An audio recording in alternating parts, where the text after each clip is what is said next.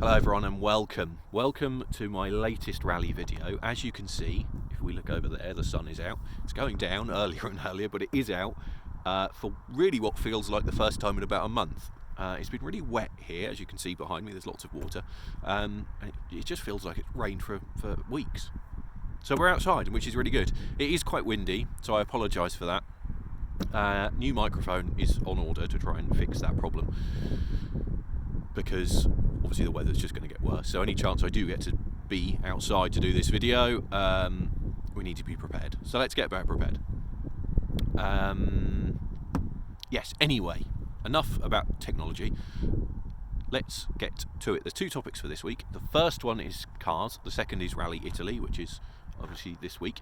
We'll come to that. So cars, I wanted to talk a little bit about Toyota because they have again confirmed their intention to build a Rally 2 or R5 car.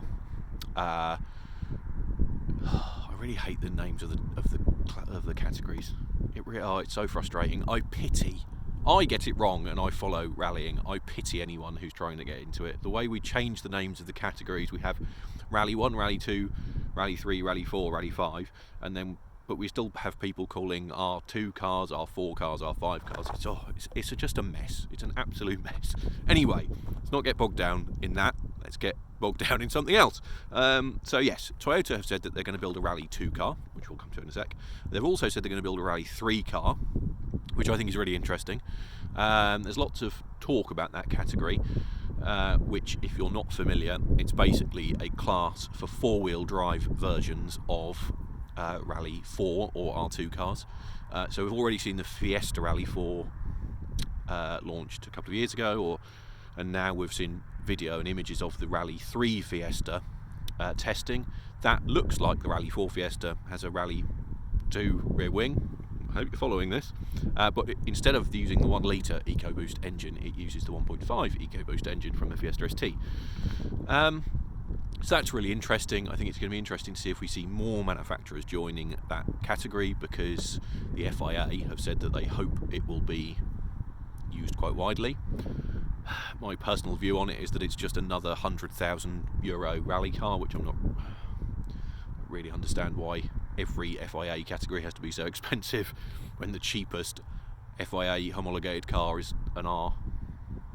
It's not an R anymore, is it? It's a Rally 5 car, so Rally 5 Fiesta, and I'm in there €50,000, which seems a bit excessive to me. But I'm getting sidetracked again. So yes, Toyota will be joining the Rally 3 category with a Rally 3, we assume, Yaris. One has to assume that will be based on the Yaris GR, which I posted some pictures of a couple of weeks ago. Should hopefully be getting a drive in that fairly soon, which should be interesting. It will be interesting to see if they use that as the basis. Not for the running gear, because you would have to assume that the running gear will be pretty different anyway, as it tends to be in these cars. But there's probably some advantages in that it's a bit wider and has quite a low roofline. Moving to the Rally 2 Toyota, which they have talked about for quite a long time, so I don't think anyone is surprised about that. Again, I would expect them to use the GR Yaris as a basis for that. And again, not because of any mechanical similarity, because if you look under the skin of a Rally 2 car, it bears no resemblance whatsoever to anything you can buy in a showroom. So mechanically, it's irrelevant, but it does again have the advantage of that lower roofline, which you would think they would want to take advantage of and could use it to make potentially the best Rally 2 car, especially when some of the others are a bit taller, a bit more 5-door. So I think that's very interesting. What it does make me think, though, and I posted something on Twitter about this, is why do we persist with this ridiculous idea of space frame chassis, scaled bodies, and all this toss, frankly, that the FIA keeps spouting. I listened to the Dirtfish podcast from July. Sorry guys, I'm a bit behind. Where David Evans, Colin Clark and George Donaldson had a debate about the cars of the future. And it showed, actually, it's worth a listen, it showed the different sides of the argument. I think what you found is that in many ways, those three guys, all very experienced, came down in similar positions. There was some difference of opinion, but I think the overall feeling is that there's some really big issues with this approach. And when I read the story that David Evans did about the Rally 2 Yaris, you just think, what on earth are we doing? Why are we pursuing this madness? I'm looking to the left because there's a plane about to fly over because I'm near the airfield again. So if you can hear that, I'm really sorry. He's coming in quite slowly though. It all happens here, you know. Norfolk isn't as quiet as you think. God, he's almost got the engine off. I don't know if you're going to be able to see this. There he is, look. Can you see that? Nice and slow. Look, you didn't expect to get this in your rally video. There he comes. It does all happen here. Look, he's just going over my head. I don't know if you can hear him. See if we can see him in the back. There he goes, look. Into land. Fascinating. Bit of a distraction. Anyway, yes, I read the article by David Evans about this car, and it just made me think, what are we doing? Toyota have decided to make this car anyway, because it will presumably be a customer car. So why are we going to this massive trouble and, more importantly, this enormous expense of building new Rally 1 cars for 2022 when every manufacturer is now going to have a Rally 2 car? It just, to me, it's in the world we now live in the carnage, frankly, caused by COVID-19, how can we still justify the creation of Rally 1 cars that are going to be €750,000? I mean, we talk about them being $500,000. I just don't buy it. I'm sorry, I don't buy it. So, if M Sport have a Rally 2 car, if Hyundai have a Rally 2 car, if Toyota have a Rally 2 car, why don't we just save them a load of money and use Rally 2 cars and just get rid of the Rally 1 category? I think going forward into 2022, which hopefully by then this disaster of a pandemic is behind us, I just don't see how we can justify the 2022 regulations. Yes, I know there's the argument about hybrids. My personal view remains that we could find a way to integrate that. I think we could have a hybrid system that you could integrate into a Rally 2 car and solve that problem. And incidentally, while we're on that subject, if you allow a Rally 2 car to be hybridised, what is to then stop you from using that hybrid Rally 2 car in the British Rally Championship, or the Italian Rally Championship, or the French Rally Championship, or the American Rally Championship? Why is it that only the WRC is allowed hybrids? Surely a better way to go is to make the cars more accessible so that national championships can then integrate hybrid technology and we can make rallying more sustainable for everyone. Wouldn't that make sense? That to me makes sense. So I'm really looking forward to try and end this on a positive note. I'm really looking forward to seeing the Rally 2 Toyota and the Rally 3 Toyota and to driving the GR Yaris. But it just reminds me what an absolutely bonkers path we seem to be on at the moment. Given the climate we now find ourselves in, I just cannot see how the FIA can justify this continued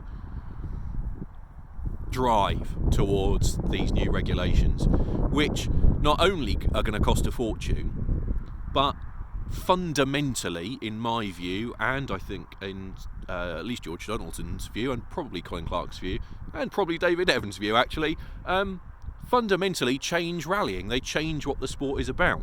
Rallying is based on production cars, always has been. Yes, you could argue that the 17 on cars are not very close to production cars, which they're not.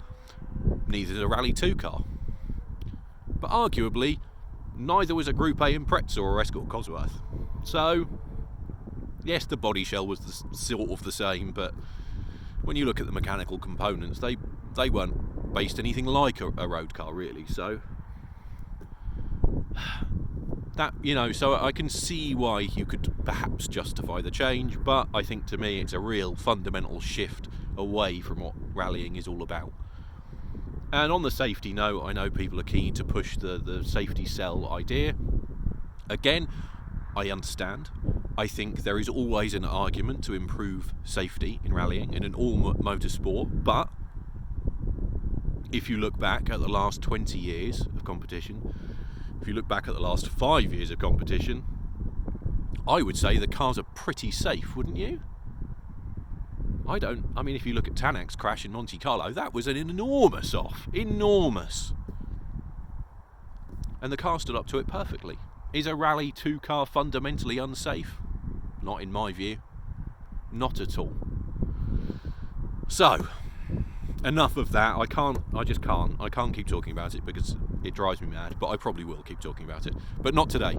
I've got a few minutes left, so I want to touch on Italy, which is this week. I'll try and do some quick predictions, which I'll be wrong, because they're always wrong. I was actually looking back at the form from last year, and I was reading through just to remind myself, and I thought, what am I doing? It just doesn't matter. It's totally irrelevant. Because, I mean, last year was a bit of an odd one. Sordo won. He could win again. But anyone could win. I mean, anyone could win. So, I think the form going back, you know, there's been so much change in the cars. The Hyundai is so much better. The Toyota is so much better. The Fiesta isn't as good anymore. Comparatively, I mean. So, that throws it up in the air. It's a rough event again, though not as rough as Turkey. So I think past form is pretty irrelevant. A few points I would pick up. Sordo is good and could surprise again. Obviously he'll have a good starting position. Will he win? No, because I think he'll be made to stop.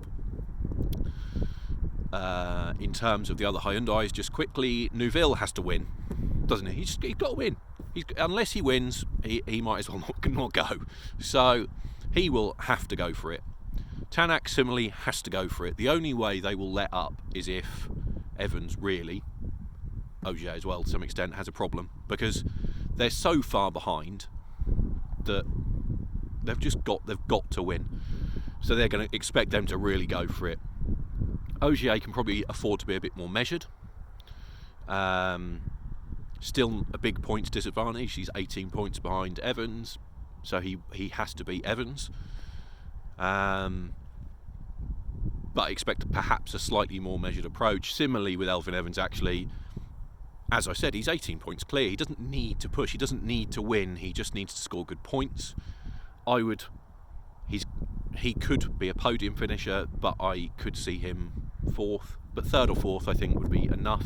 Just maintain the gap. Maintain the gap is what it's all about for Evans now. Rovanperä, again, he's points-wise in a similar position to some of the others, but he's not there to win the championship. I think he's there to learn and push and see how he gets on. So I think, again, we'll probably see him go for it. But again, he might have to hold back for the sake of Evans or Ogier.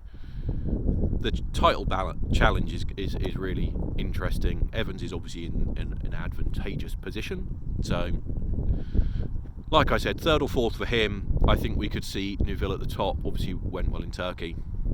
Should go well again here. Tanak again should go well. Was out of sorts in Turkey, so I think it's going to be really interesting to see how he goes. But I would expect him to come back strong. He's not the sort of guy to get phased. He's matured a lot, obviously, in the last few years. So I would expect him to be in contention for the win.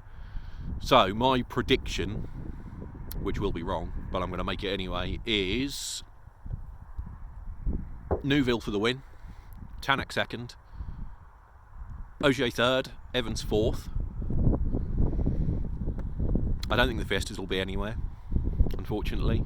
They could. Again, I said this before Turkey, didn't I? They could be there or thereabouts. They could pick up if others fall off, but I think that is their best chance. So that's my prediction. If you disagree with my prediction, I would love to hear from you, because the only thing I'd bet on is it being wrong. I think any of the top four could win. I think Sordo could also win. So we'll see, won't we? But I'm going to wrap it up there because we're running out of time. I've got some exciting news to bring you probably next week, so look out for that. But please like, comment, share as always, and I will catch you all soon. Thanks again for watching.